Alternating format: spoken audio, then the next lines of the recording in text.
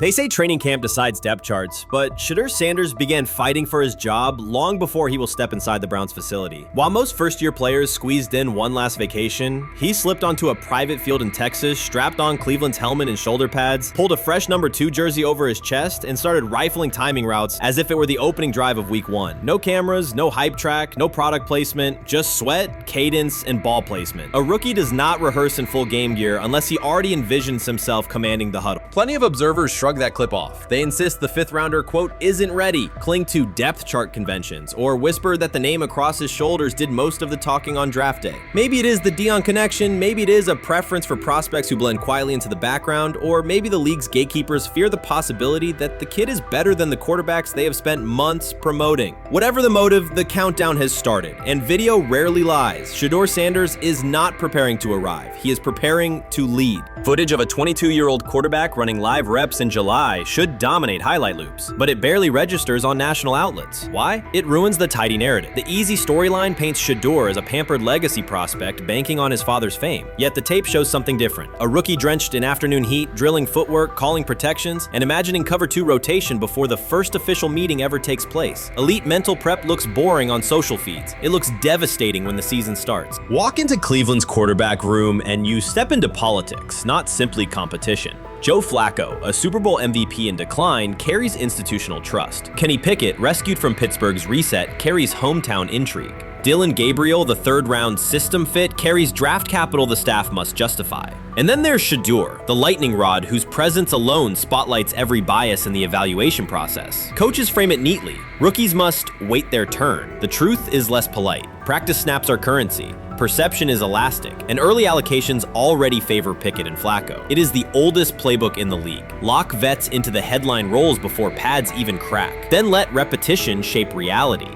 Sanders refuses to cooperate. He is not a 4th-string camp arm. He has engineered game-winning drives under national scrutiny, operated against live blitz looks most prospects never face, and more than any quarterback in the room, documented his own off-season obsession. No social media rollout, no brand consultant, just pads, cleats, and an unlit practice field. If his last name were Smith, pundits would label him the sleeper of camp. Instead, politics trails every throw. Training camp rotations expose organizational intent. Beat writer Fred Greetham already reports that Pickett and Flacco will open with first-team reps when veterans report July 23rd. Gabriel grabs the developmental snaps, leaving Sanders the leftovers. That isn't performance-based, it's narrative-safe. Gabriel doesn't threaten hierarchy, Sanders bends gravity. Watch the details. Does Shedeur steal 11-on-11 snaps with the 2s? Does he run red zone installs or 2-minute drills? If he does, coaches are admitting he is forcing his way in. If he doesn't, they are postponing the inevitable. Either way, the private field reps have sharpened his timing and condensed his release. He is not hoping for an opportunity, he is prepared to seize one the instant it appears. Cleveland's joint practices amplify that tension. First come live periods against the Panthers, then sessions with the champion Eagles. Those reps belong to the starters, so Flacco and Pickett will absorb most of Carolina's disguised pressure and Philadelphia's exotic fronts. Sanders' proving ground will be the preseason opener on August 8th. Under the stadium lights, he will get entire series, real reads, pockets collapsing for real. If his command mirrors the footage from Texas, coaches will have to answer why he never saw earlier work.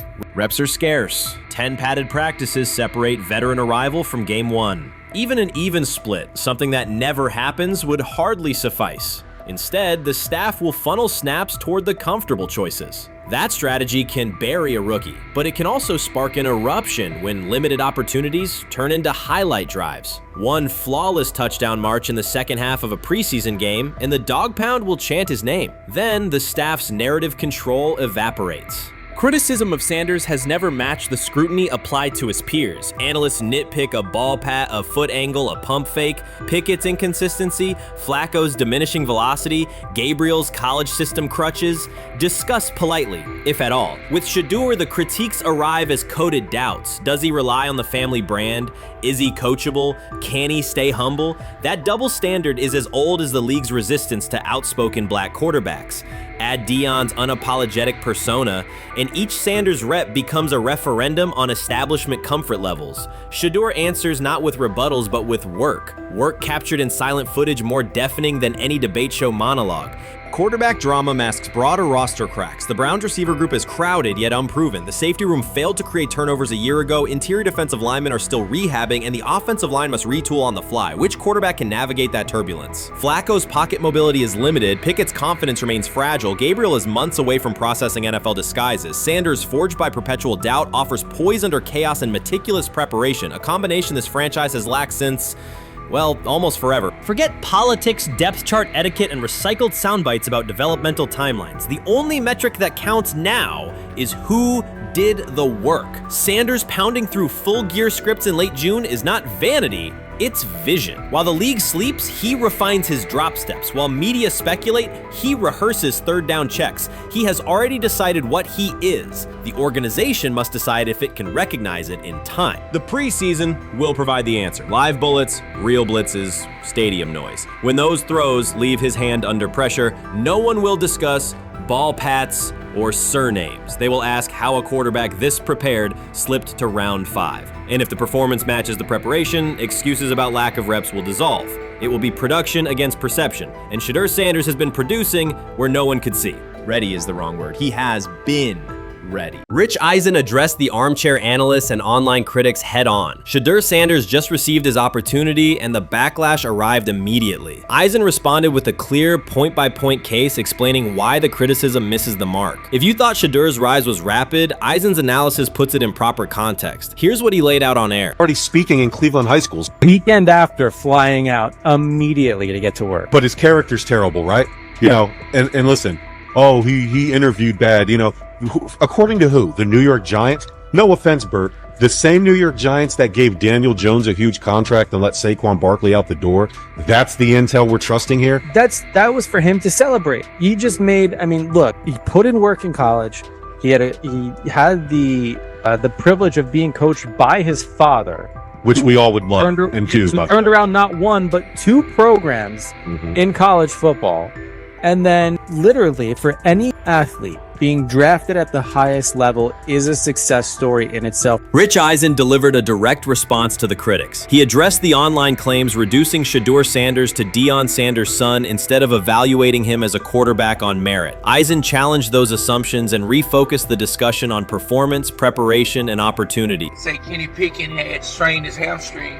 Shedeur, they say his first damn pass, 9 for 9, 2 touchdowns, no interceptions. Really was just hating on this young guy. Within minutes, Rich Eisen delivered a structured breakdown, addressing each claim with evidence and dismantling weak narratives through clear analysis. He replaced speculation with data and kept the focus on what matters: decision-making, accuracy, leadership, preparation, and game management. The reality is simple. Shedeur Sanders was not given this opportunity. He earned it through performance and consistency against real competition. He accepted the role, met the standard, and handled the moment with professionalism and urgency. No shortcuts, no favors, just results and readiness. Eisen's point was direct. Evaluate Shedeur on his work, not assumptions, and acknowledge that he has justified the opportunity on the field. I've done it at 2 locations already, so it's simple.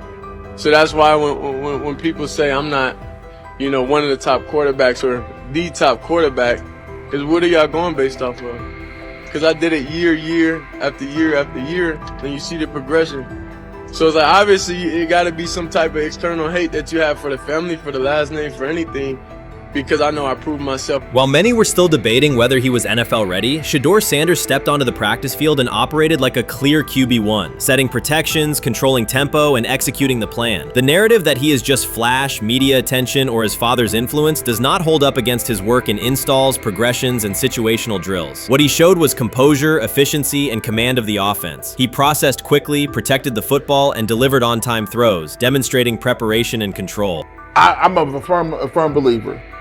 If I wanted Shedeur Sanders at 2, at worst at 33, of course I already think that he's better than the other quarterbacks.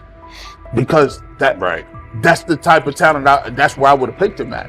And if he was at 2 or 33, and he still had the same exact skill set, we would be talking about him starting and playing. Right. Well, there'd only be 3 quarterbacks. It'd be 3 quarterbacks, not 4. Yeah. But since he moved to the 5th round, that's cool. They might have to go along with it. But to me, I think if you ask who got the best tools, I'm going with Shedeur Sanders. From the first day of camp, he was not there to get by. He arrived to lead. There was no hesitation in installs, no lapses in fundamentals, just precise timing, clean footwork, and consistent velocity to every level of the field. He managed protections, controlled cadence, and delivered in situational work, showing command rather than learning on the fly. The approach was efficient and disciplined, with attention to detail and progressions and ball placement that reflected preparation, not improvisation. At the same time, Rich Eisen addressed the narrative directly and backed it with evidence.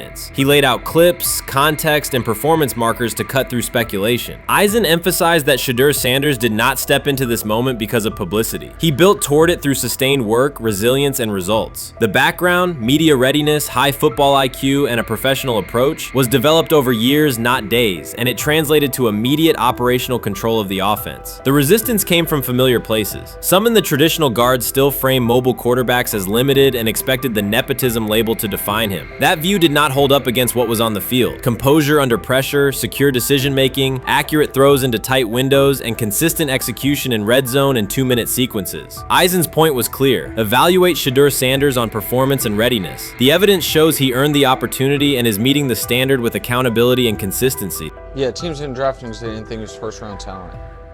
And the quote we played and that's on the screen, I think is flatly wrong. We all know this shouldn't have happened. Yes, it should have. It should have happened because this wasn't. Now, again, teams can be wrong. The league as a whole can be wrong.